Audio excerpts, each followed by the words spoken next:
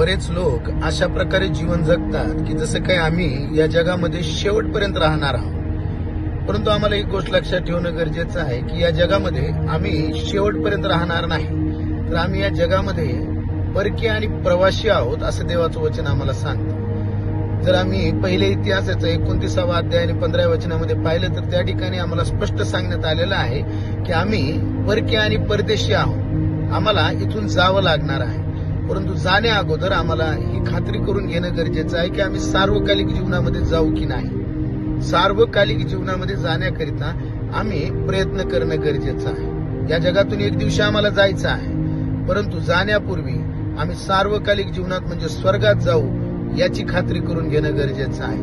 आणि ती खात्री प्रभू येशू ख्रिस्ताच्या द्वारेच मला आणि तुम्हाला प्राप्त होणार आहे. ती खात्री आज करून घेऊया आणि देवाचं गौरव आपल्या जीवनामध्ये करू. देव बाप मला आणि तुम्हाला आशीर्वाद दे. आमेन.